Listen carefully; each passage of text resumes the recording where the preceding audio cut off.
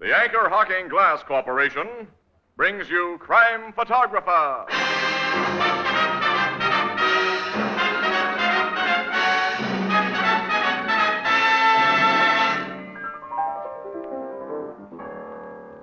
Say, Casey, do you think they'll ever put my statue in the Hall of Fame? What are you famous for, Ethelbert? For 27 straight years, I always got the same part of the turkey.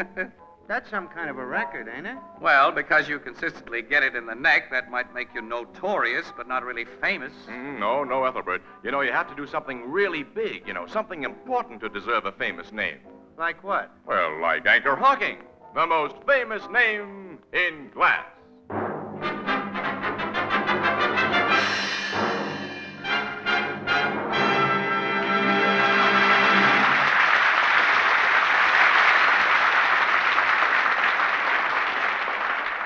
Good evening, ladies and gentlemen. This is Tony Marvin. Every week at this time, the Anchor Hocking Glass Corporation of Lancaster, Ohio, and its more than 10,000 employees bring you another adventure of Casey, crime photographer, ace cameraman who covers the crime news of a great city. Written by Alonzo Dean Cole, our adventure for tonight, After Turkey, the Bill.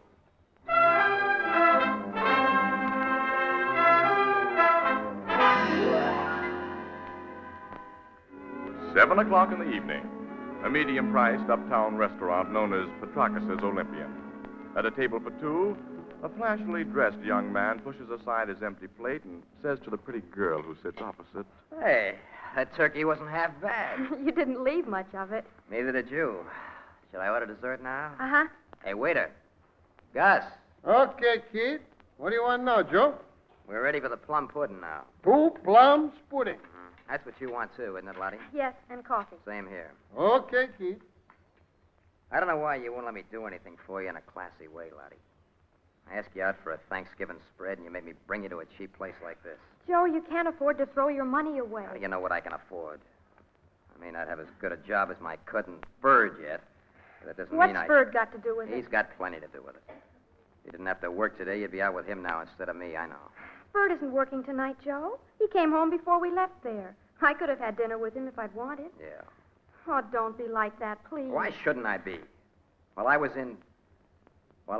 away, you and him became awful good friends. We were always friends, the three of us. We grew up on the same block. Yeah, but while I was away, he moved into your old man's rooming house so we could be closer friends. Oh, don't start that again tonight. We're out for a pleasant evening, and it has been pleasant so far. Please, Joe. All right. Comes out dessert. 2 plums pudding. And coffee. You know, when you go out with me, Lottie, you're going to get class whether you think I can afford it or not. I'm going to take you to Danceland. I'm going to buy you a whole roll of tickets. Best you'd get out of that tightwad furred is a soda and a movie. All right, that's all now, Gus. Bring me a check, will you? You said it, Joe. All right, Joe, since you won't drop the subject, we'll talk about Bird. Swell. He wants me to marry him. Figured that from that dirty double-crosser. He isn't a double-crosser. He knows I've been going with you since we were kids, that I've always been crazy about you. And while I was taking that bum rap on the reformatory... You didn't take a bum rap, Joe. You asked for what you got. All right, so the cops had the goods on me. That gave Ferd no right It to... gave me a right to do a lot of thinking. So you decided a sneaky yellow drip like my cousin is a better bet than me, huh? I don't think Bird is sneaky or yellow. Oh, you don't, huh? No. And I don't think you're a criminal. It's nice of you to say that. I'm not being nice. I'm saying what I believe. If you make me sure you've learned your lesson, Yeah? you won't have to worry about me liking Ferd or anyone. There's never really been anybody but you, Joe. Only I've got to be sure. How do I make you sure, Lottie? Just show me and Dad that you're steady, that's all. And I've been showing you that since I came back. Didn't I get a job right away? Yes, Joe, but I don't see how you can afford those 2 new suits and that overcoat with what you're making. Oh, I get it. Bird can buy clothes or take you out, and it's okay, isn't it? He's never had trouble with the cops. But the minute I spend an extra buck, you and your old man figure I've glommed it somewhere. Oh, no. Oh, yes. Your old man especially. Hates my insides. He don't want you to have anything to do with it. If Dad hated you, he wouldn't let you stay at our rooming house. He rents rooms and I pay for the one I rent. That's business. And to ease your mind about the extra dough I spent, Lottie, I'm a lucky guy with dice and a good pool player. Here's your check, kid. Thanks, Gus. Pay you so we can get out of here. We're going to dance land. And What? Joe?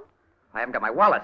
Oh, you've lost your money? I don't know. Maybe I left it home. Well, phone Dad. He'll look in your room. Well, if he found it, I'd have to go there for it. It's only a few blocks. You stay here, Lottie, while I go and see. Oh, you don't have to leave the lady here, kid. You're an old customer. I know you come back and pay. Well, thanks, Gus, but I can make better time alone. Hand me my overcoat. Even that racket sleeve blue in there. Sure. Oh, it's a fancy coat. Nice and bright with red stripes. You got a class, kid. Yeah, but right now I got no dough. I'll come back as soon as I can, Lottie. I hope you find your money, Yeah, Joe. I hope so, too. And how?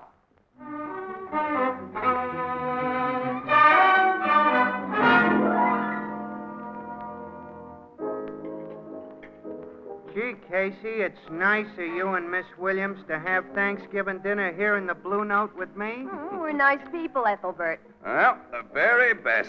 True, warm-hearted, and generous to a fault. Pass the salt. Also Paul. honest, kind, and steadfast. Here's the salt. And Sure. pepper. You know, we're really understating our sterling qualities, Annie. We've risen to the heights of magnanimity, whatever that is, by chewing Thanksgiving turkey in this crummy joint we see every day, simply because our little pal here had to work and could only get away from his bartending long enough to grab a meal on the house. We hope you appreciate our sacrifice, Ethelbert. Oh, I do. Good. Pardon my reach for the Tabasco. To prove your gratitude, Ethelbert, you can pay for our dinners. Yeah, well... Tabasco, Annie? Huh? Thanks. Say, you've made a splendid suggestion, Casey. Paying our bill will relieve Ethelbert of a small part of his obligation for our company. Yep. Say, come to think of it, you two are working today yourselves. You didn't have time to get a full meal any further away from your office than this crummy joint. Ethelbert, you impugn our motives. He destroys my faith in human nature, Casey. Yes. The spirit of the day is entirely lost upon this lug. Casey, if you'd pay me what you already owed this crummy joint, I'd be only too happy to buy you dinner. Get it, Walter? This guy's too wise for us, Annie. I'm afraid so, Casey. Casey, Yeah, Walter? you wanted the bar phone, you said you did. Oh, nuts. I'm only just finished my turkey. No, this means no dessert, Casey. I'll see what Burke wants. Well, stall him off if you can. Yeah, I'll do my best, Annie. Hello, Grace. Hello, Casey speaking. Look, Burke, we haven't finished our dinner yet. Oh, all right. Wait till I get my pencil out. Corner of Whitestone and Evans. Well, what happened there? What, is that all? For a run-of-the-mill story like that, we gotta leave our dessert? Well, okay, Burke, all right, goodbye. Why I stick to this newspaper racket, I don't know. What was it, Casey? All the Look, we gotta get out to Whitestone and Evans, Ann. Some mug just held up a filling station there and got away with a couple of $100 or Did he shoot anyone? No. Huh? Just one of those inside page fillers. Burke says news is light and we gotta cover it. All right, where is Whitestone and Evans? It's way uptown, not far from Petrakis Olympian Restaurant. You know, we've eaten there a couple of times. Yeah, I remember. Any description of the hold-up guy? Yeah, he wore a flashy blue overcoat with red stripes. See you later, pal. So long, Ethelbert. So long. Say, wait! Who's gonna pay for this crummy joint?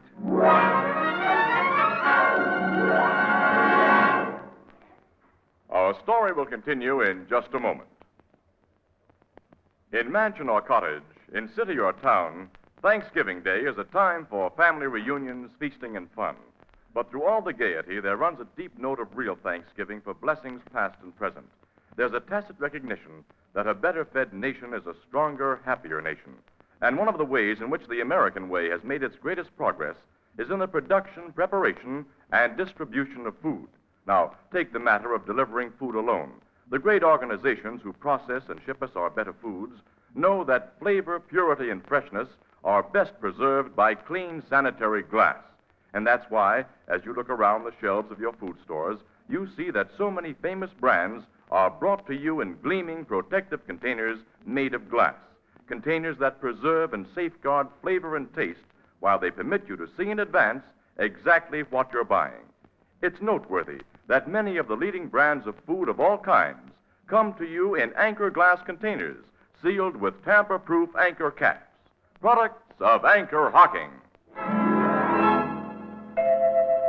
the most famous name in glass.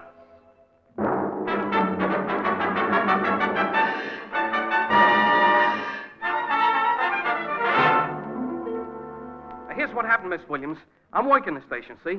I'm here in the office when this hold-up guy opens the door and says, "Give me your dough." He had a gun, of course. Oh, sure, he had a gun. The time was about 7:15. What did you notice And about the guy aside from his flashy overcoat?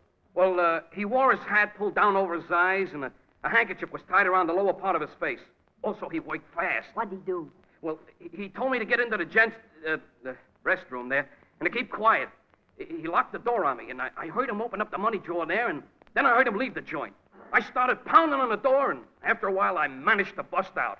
That was about 7:15, and then I phoned the cops. You mind if I shoot a picture of that busted door, Sergeant? Go ahead, Casey. Thanks. You'll want to picture me, too, won't you, Mr. Casey? Huh?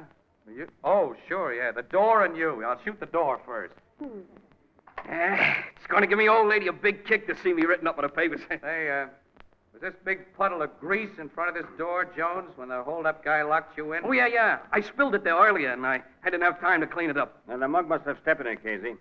Along with the description of his flashy coat I've sent out, I included instructions to look for a guy with dirty grease stains on his shoes. Well, the two things together ought to nail him, Sergeant. Yeah, I told the sergeant here's something else that ought to nail a guy. Well, what's that? Well, one of the bills he stole out of the money drawer was an old 20 that had been torn in two and kind of stuck together with Scotch tape. I took it in just before the robbery, so I remember it. Well, looks like you cops have plenty to work on, Sarge. Yeah. Well, we got all there is, Annie. Let's blow out of here and get back to the Blue Note, get some plum pudding and coffee. Aha, come on. Hey, ain't you going to take my picture first? Oh, yeah. Yeah, I'll kind of stand here by the empty cash drawer, and point my finger at it. Yeah, that'll be original. Well, stand and point, pal. Go ahead. Great. All set now. Shoot.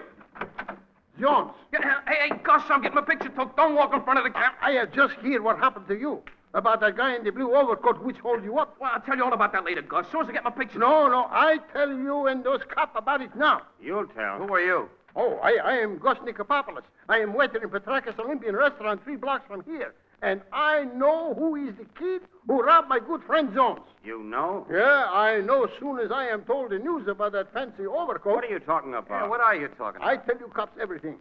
Even where to find this hold-up kid. He tell me he is going with his girl to Danceland.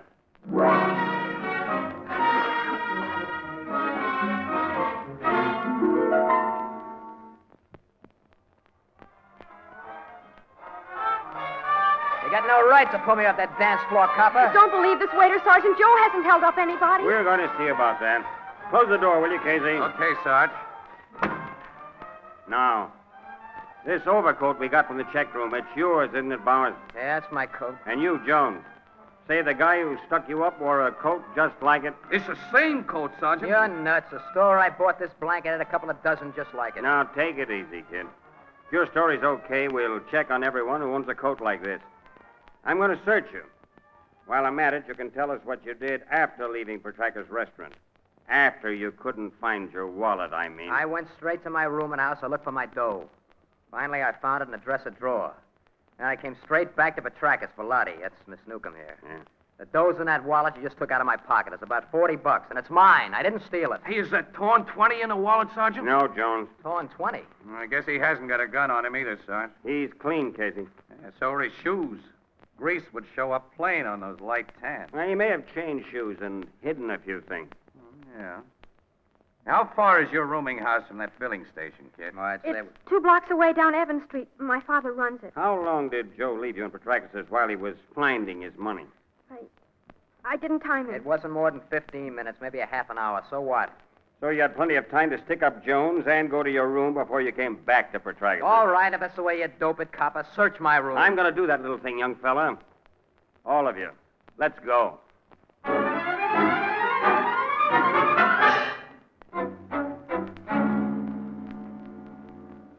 Lottie, why have you and Joe come home with all these people and these policemen? Everything's all right, Dad. They've made a mistake about Joe, but it's going to be all right. A mistake about A Joe? big mistake, Mr. Newcomb. I don't understand. I'm Sergeant Healy, 5th Detective District. There was a stick-up a few blocks from here tonight, and Joe Bowers here is under suspicion. A stick-up? Joe? He didn't do it, Dad. I know he didn't. You were with him, Lottie. You must know. Your daughter wasn't with him for a long half hour. Mr. Newcomb, I haven't taken time to get a search warrant, so I'd like your permission to go over Joe's room. Give him a go-ahead. I have. He'll find nothing to tie me up with any heist job. All right with you, sir? Oh, yes, sir, of course. Thanks. Take me to your room, Bowers. Come on. Everybody else stay here with this uniformed officer. Miss Williams and I'd like to go with you and Joe, Sarge. Okay, Casey. Well, thanks, Archie. My room's on the next floor. It's right up those stairs. Well, lead the way, kid. And don't try anything tricky. Why should I try anything? All you got on me is that a stick-up guy wore an overcoat like mine. And that's all you're gonna get. There's the door of my room, cop. Open it. Make yourself at home. Give me your key. The door isn't locked. I never bother. I'll turn on the lights. Now do your stuff. I will. You won't find anything locked up here. 'Cause I got nothing worth stealing. And nothing to hide. Now, if you were going to work on my cousin's room across the hall, you'd need a fistful of keys.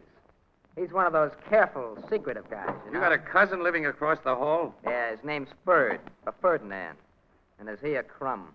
I take it you don't like him. I like him about as much as he likes me, maybe more. Because he's been making a play for my girl. He isn't getting anywhere. How you doing, copper? You see anything of the dough I'm supposed to have stolen, or the gat you think I used in that stick-up? Not yet, kid. And you won't. I'm 100% in the clear. Oh, yeah? How did this get under your carpet? What? Casey. A torn $20 bill. Stuck together with scotch tape. I never saw that bill before.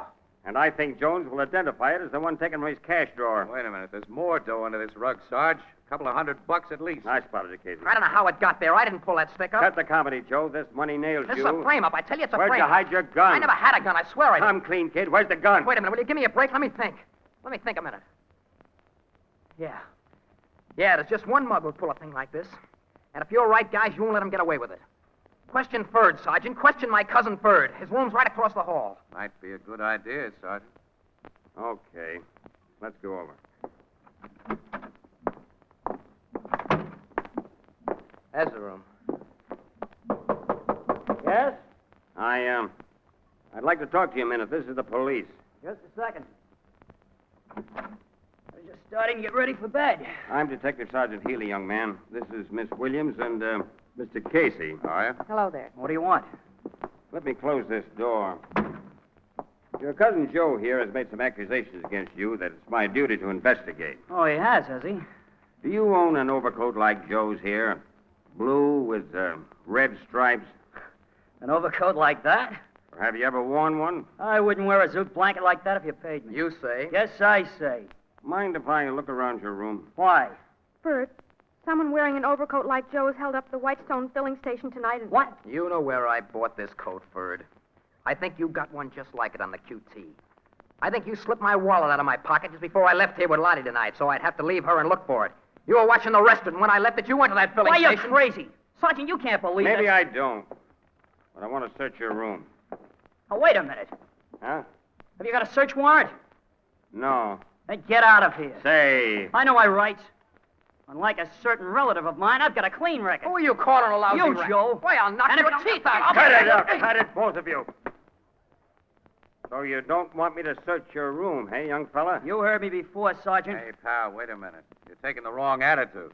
If you got nothing to hide, this isn't the way to show it. He's got a good reason for saying you can't search, and I'm going to prove it. Keep out of that closet, Joe. Make me if you can. I'll make you. Hold it, Ferd. Let me go. Come Let out me of there, go. Joe. I'll get a warrant. You I'll won't tell need a you- warrant, Sarge. Look there. What? In the back of his closet, covered with other clothes. Oh. An overcoat like yours. Just like mine. And in its pocket, there's a gun. I never saw that coat before. I never saw that gun. Well, somebody did. Come on. I'm taking you both to headquarters.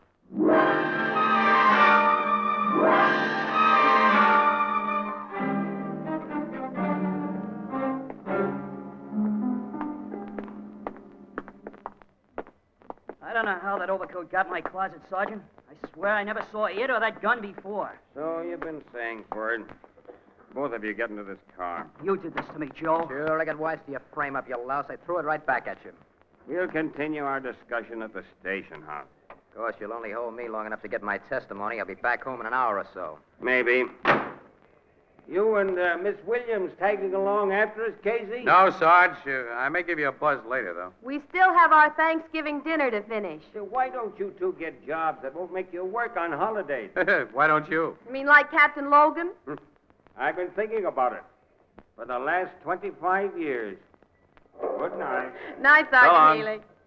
Come on, let's get in our car, Casey, and get our stuff to the I'm paper. going and... back to that rooming house, Annie. Why? Are you convinced that Cousin Ferd framed Cousin Joe? Well, his attempt to prevent a search of his room didn't look very good. Annie, I'm just thinking. Well, Joe found that overcoat with what might be called surprising ease. Mm-hmm. It's hard to believe that Joe would invite his own arrest in order to frame his cousin. Why, one little slip. Framer, whoever he is, did make a slip, Annie. His plan didn't anticipate a grease puddle. And he had to get rid of a pair of shoes that may walk back and kick him. Well, none of the shoes in Joe's room or in Ferd's had any grease stains on them. No? Sergeant Healy hasn't forgotten those missing shoes, and he'll be back pretty soon to really look for them. Well, I'm going to start looking right now. I'll ring Newcomb's bell. Sometimes I wish your snooping instincts were more restrained, Casey. I'd like a cup of coffee now and... Hi, Mr. Newcomb. Mr. Casey? Yes, may we come in? Of course, but We didn't go with Sergeant Healy and his prisoners. Wanted to ask, how's your daughter now? She wasn't taking this thing very well when we left. Oh, she feels terrible about it. Miss Williams, perhaps a woman can talk to her better than I can. Will you try to convince her that everything will come out all right? Well, I'll gladly try, Mr. Newcomb. She's in our private living room. Yeah, go on in and talk to her alone, Annie. I'll stay here. All right. It breaks my heart to see my girl crying, Mr. Casey. She's all I have. She blames herself for what has happened. It isn't her fault that two young fools became so infatuated with her. I knew they hated each other, but I never anticipated anything like this. No, guess not. Of course, you had some reason for coming back here, Mr. Casey. Yes, I came back to ask your permission. Yes? I want permission to ask a few personal questions between ourselves and off the record. Very well. You haven't wanted Joe for a son-in-law, have you? In my place, would you? The boy has served a reformatory sentence that, according to my observation, has failed to steady him or improve his sense of values. Ferd has been Joe's opposite, I imagine. He always seemed so. Lottie strikes me as a pretty sensible girl, Mr. Newcomb. Unless one of those fellas confesses he framed the other, or it can be definitely proven, she'll doubt both of them too much to marry either one of them. Yes, I think that's so. And as there'll be no confession or definite proof, things should work out exactly as you planned. As I planned? You're the guy behind this double frame-up. Oh, Mr. Casey. You didn't think I'd be back, did you? You shouldn't have changed back into those comfortable old shoes after Sergeant Healy left here. You did a lousy job of cleaning off that grease. Oh, but... You held up that filling station and framed both the boys to keep your daughter from marrying either one of them. I was very foolish, wasn't I? Yes, I think so. Shall I call Sergeant Healy? All right. You can call Sergeant Healy, Mr. Casey. I'm ready to confess. Wait a minute. Wait. Let me take a close look at those shoes. What? The pool of grease in that filling station you heard us talk about wasn't deep enough to reach far above the soles of a shoe. Hey. You greased those shoes yourself. You spread it on so thick it covers the toes and heels. I didn't spread it on. Pal, you're a beautiful liar, and I'm a beautiful dope. You greased those shoes and put them on knowing the cops would come back and spot them. You were willing to take the rap because your kid is in love with one of those punks. You can't prove that. Nobody can. And when I confess, that's all that's needed. You forget. The police lab will compare the grease on these shoes with a filling station grease, and it won't be the same. And then Sergeant Healy will go right back to work on Joe and Ferd. The police laboratory can tell? Yes, definitely, Mr. Newcomb. But if it couldn't, don't you think your confession would be much harder for your daughter to take than the loss of a little rat she thinks she cares for? Well, I couldn't bear to see her cry anymore. All I could think of to do was what I tried. You see, I know the guilty boy, Mr. Casey, and She's loved Joe ever since they were children. You know Joe? I found his grease-stained shoes hidden in the cellar tonight. His taste in shoes is like his taste in overcoats, so I could make no mistake. Oh. Well, let's get him and take him to the cops.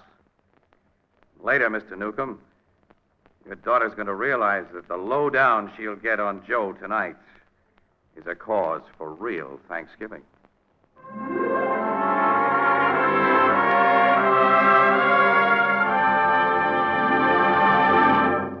We'll join the crowd at the Blue Note in just a moment.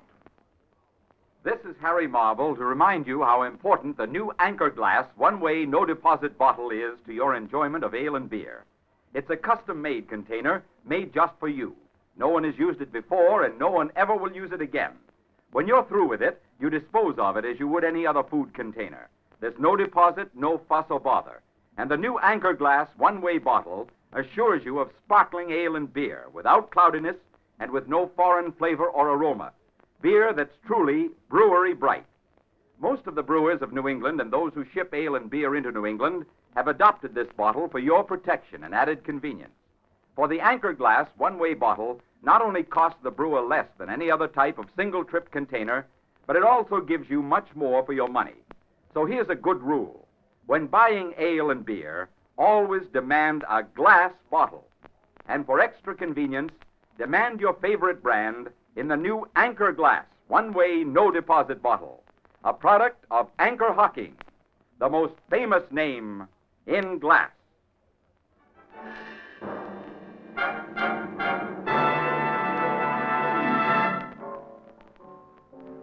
So, the shoes fit Joe and he had to wear them, huh, Casey?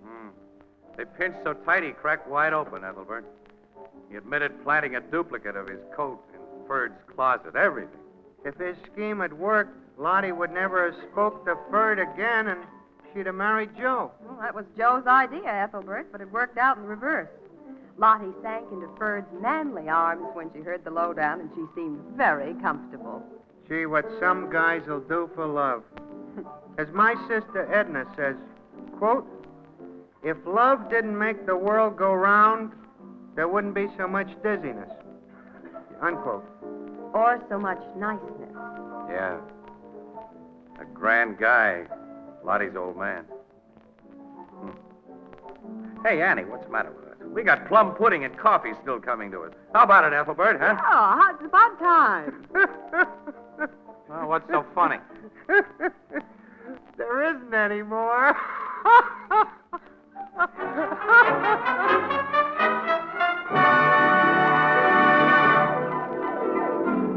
Crime Photographer, starring Stotts Cotsworth as Casey, is brought to you each Thursday by the Anchor Hocking Glass Corporation, makers of Fire King oven glass, Anchor glass containers, Anchor caps and closures.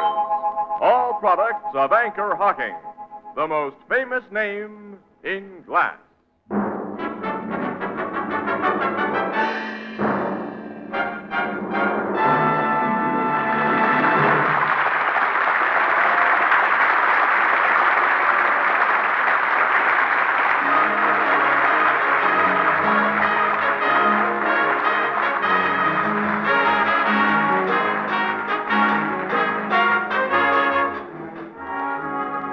Crime Photographer is directed by John Dietz.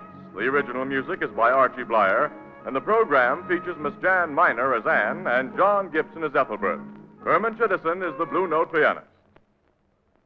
If civilization is to survive, we must reaffirm our religious faith. It's up to each of us. Do your part by supporting and attending your church or synagogue.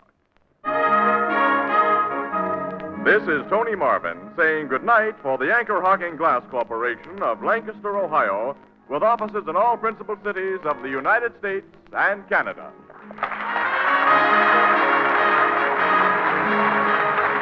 This is CBS, the Columbia Broadcasting System.